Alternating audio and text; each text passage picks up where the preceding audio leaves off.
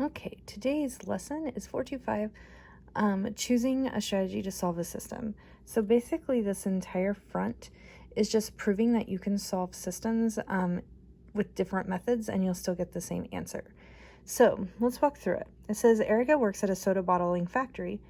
As bottles pass her on a conveyor belt, she puts caps on them. Unfortunately, sometimes she breaks a bottle before she can cap it. She gets paid 4 cents for each one she successfully caps, but her boss deducts 2 cents from her pay when she breaks them. So I'm thinking about, let's define some variables here. What if we do C for caps correctly put on and B for the ones that break? And so then it says Erica's having a bad morning. 15 bottles have come her way, but she has been breaking some and has only earned 6 cents so far today. How many bottles has Erica capped and how many has she broken? So the first thing is to write a system. So we know that her total amount of money is 6 cents that she's made there. So see that 0.06. How did she get 6 cents? Well, she got paid 4 cents for doing it correctly, and then she lost 2 cents for breaking. And so since she lost money, you're going to subtract. And then the next one says, I feel like I need to point there. She had a total of 15 bottles. So ignore this for a second. So C plus B equals 15. So those are your two equations. So again, this top one is in terms of money that she's earned, 4 cents for doing it correctly, losing 2 for breaking. And then down here is how many total. So all that she's done correctly and broken will equal 15. So the first way, let's do substitution.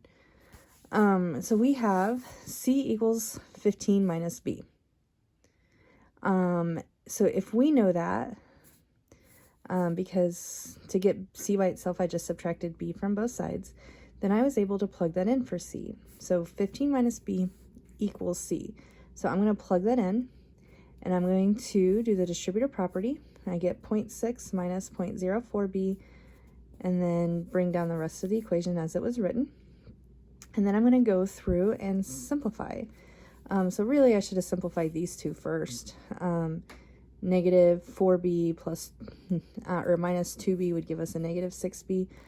And then I subtracted the 0.6 from both sides, so that'll cancel on that side. And then I have negative 0.06b equals, when I take 0.06 minus 0.6, I get a negative 0.54. Then I can divide both sides by the 6 cents, and she has broken 9 bottles, and that is 6 correctly capped, because there was a total of 15, so 9 plus 6 is 15.